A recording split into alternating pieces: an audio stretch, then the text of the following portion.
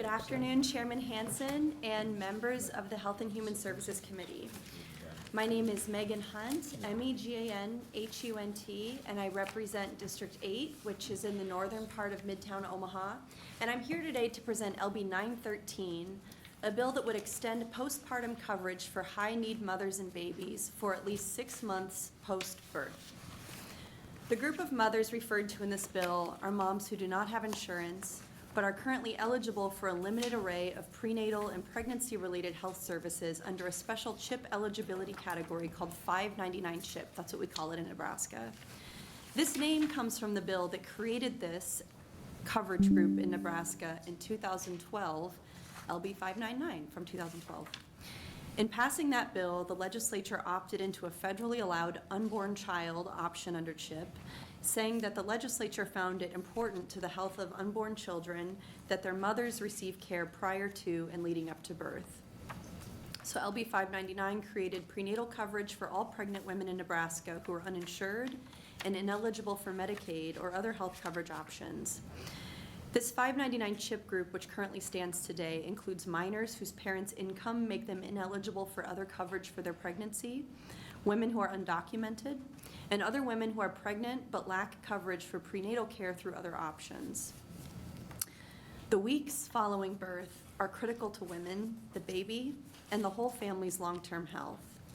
You'll hear more data from testifiers after me, but a couple of figures that stood out to me and my staff when we were researching this bill were that 53% of pregnancy-related deaths occur between 1 week and 1 year postpartum, and that Black and Native populations have pregnancy-related mortality rates that are up to 3 times higher than white populations. This bill offers a proven solution to both of those disparities.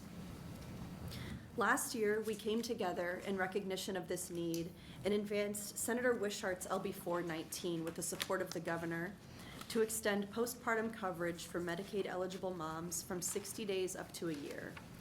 In Nebraska, we now offer a year of postpartum coverage for moms and babies on Medicaid.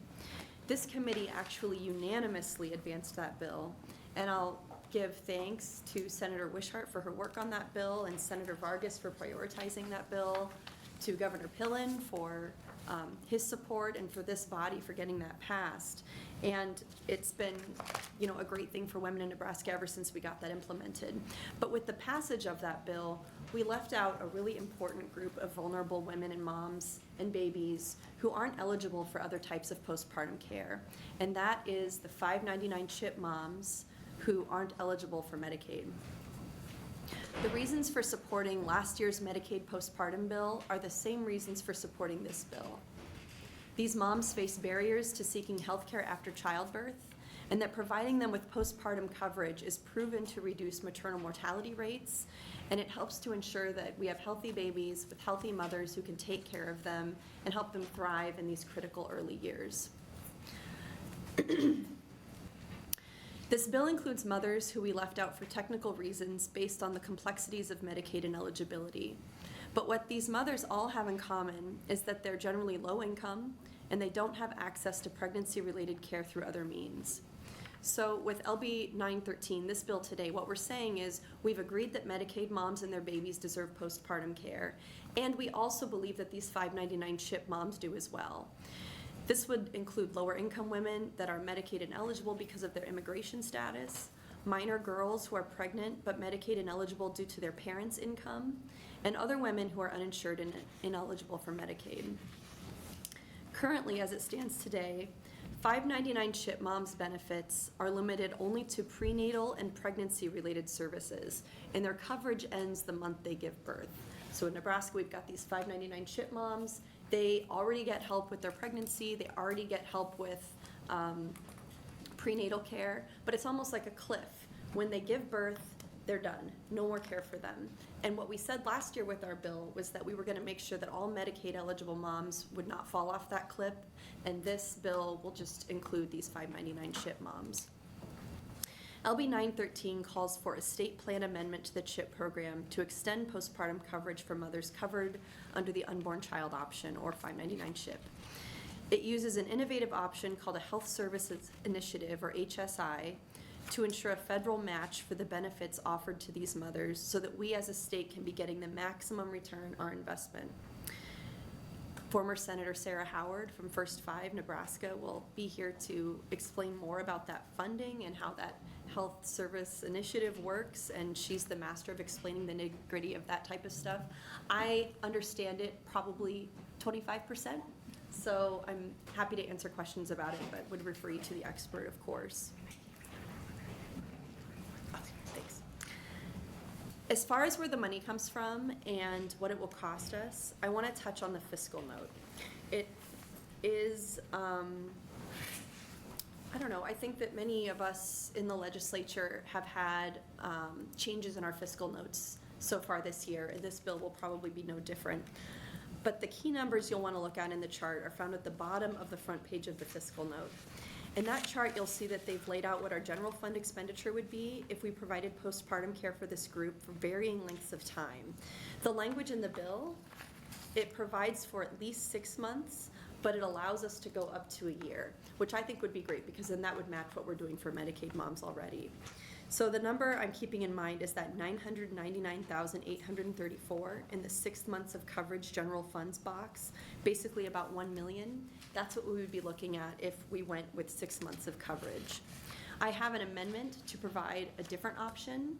I distributed the wrong amendment to you, but that's fine. That doesn't matter. I'll get you the right one and we can talk about it. And what this amendment does, it's a different pay for that says we're not going to use general funds for this. It states the legislature's intent to use the Medicaid Managed Care Excess Profit Fund to implement the bill. And that fund is specifically for filling service gaps under the Medicaid Assistance Act. So this would be an allowable use of that fund. I'm confident that there is an avenue for funding this as an alternative to general funds if the committee supports this principle. And there are testifiers after me who can explain more about that funding principle too. From a fairness perspective, I think there's a case to be made that the benefits that we provide to these two populations, the Medicaid moms and babies and the 599 CHIP moms and babies in Nebraska, they should align and they should just be the same. It shouldn't matter, you know, your Medicaid eligibility status. If you don't have enough money and resources to get insurance, that's what Medicaid is intending to cover. And these 599 CHIP moms are already receiving services from the state, so we want to wrap them into what we're already giving other moms for their postnatal care. So with that, I'm excited about the federal match in this bill as well, and I'm happy to answer any questions. So we will take our first testifier in support of LB9. Actually, before I start there,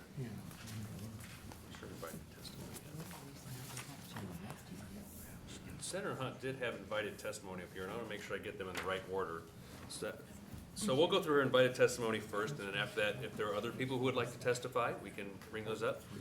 And so if we could welcome Sarah Howard, Senator Sarah Howard. Get over here. Welcome back. Thank you for having me again. Okay, you ready? Okay, all right, hit it. Chairman Hansen and members of the Health and Human Services Committee, thank you for allowing me to testify today. My name is Sarah Howard, spelled S-A-R-A-H-O-W-A-R-D, and I'm a policy advisor at First 5 Nebraska. First 5 Nebraska is a statewide public policy organization focused on promoting quality early care and learning opportunities for Nebraska's youngest children. My position at First 5 Nebraska is focused on the area of maternal and infant health policy because we know that healthy moms and babies are critical to ensuring the long-term success of children in our state. I'm here to testify in support of LB913, and I want to thank Senator Hunt for bringing this bill because she's really passionate about supporting moms and babies. Okay, so the two things that I know I have time to cover with you, one is I'm going to give you the history of CHIP 599 moms and sort of where they came from and how it came about. And the second one is I will walk you through a health services initiative because I think that's a little bit sticky. And then if I have time, I will talk to you about the Medicaid Managed Care Excess Profit Fund. Okay, so the history of this population of moms. So for 20 years, I'm not gonna walk you through categories in Medicaid because you guys are super smart and you already know how it works. So for 20 years, the state of Nebraska was covering mothers who were undocumented in their Medicaid program. And in 2009, Governor Heineman got a letter from CMS and said, hey, you guys are doing it wrong. You cannot cover them through Medicaid. But there is another option called the unborn child option in the Children's Health Insurance Program that you can cover it with. So if you just want to make that administrative change, no bigs, we'll just move them all over there. And Governor Heineman unfortunately declined to make that administrative change. And so in 2011, Senator Kathy Campbell, she's also a previous chair, she introduced LB913. It ultimately passed in 2012.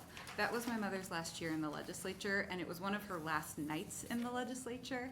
And Governor Heineman had vetoed LB913, and they needed 30 votes for the veto override. And my mother's memory of this night is that Mike Flood went out to the rotunda, and he came back in and he walked up to my mom on the aisle and he was like, "Gwen, you're going to be really proud of this next vote." And he was the 30th vote to override the governor's veto of LB913. And that's how we created this population of CHIP 599 moms. There aren't very many, about 840, 820 annually. It's not very many of them. But last year when you extended postpartum care with LB419, you were only doing it for the moms who were covered in Medicaid. Now, last year if you had bopped in the CHIP 599 moms, you actually wouldn't have gotten a federal match, so you really do, you did need LB913 to sort of make sure that you were doing it right to get a federal match for this population. So here's what I'll tell you. The only way to draw down federal match to provide postpartum care for CHIP 599 moms is through a health services initiative. These HSIs are very flexible. The first thing I thought was loosey-goosey, but they are flexible. States can use them in whatever manner they so choose to improve the health and well-being of low-income children in their state.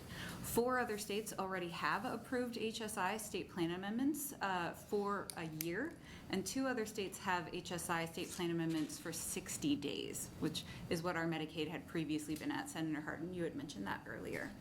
This population of mothers actually lose coverage the month that they give birth, or sometimes the moment they give birth, really. There is no postpartum coverage for them. If they have an emergency issue, they might get some support through emergency Medicaid, but ultimately there's a possibility that the hospital just isn't going to get paid for their care and coverage. And so HSI works like this. The state can use 10% of what they spend in CHIP for administrative expenses. So right now we spend $85 million in CHIP. We have $8.5 million that we can kind of play around with for our admin. We only use $5 million for admin. I see, I'm wondering if Senator Hardin's writing it down. If we use $5 million for admin, oh, he's putting it on a phone. Oh, good. $1 million for poison control for an HSI that's already existing for poison control. And then we have $2.5 million left over that we could use for an HSI of this ilk. And so when you consider the fiscal note, $1 million fits well inside of that 2.5, where you can draw down your CHIP match, not your, it's not the match that you would get on the postpartum previously. That was a separate match. Your CHIP match right now is 71 cents. So for every dollar that we spend, we can draw down 71 cents from the federal government for this purpose, as long as you are using an HSI. There is no other way to cover this population with postpartum care and draw down that federal match. I see I'm at my yellow light. If anybody wants to ask me about the Medicaid Managed Care Excess Profit Fund, I'm happy to try to answer that question. Seeing no other questions? I'm just joking. Senator Kavanaugh? I would love to ask you about the managed Yes, care, it is a mouthful. et cetera, et cetera. Yes.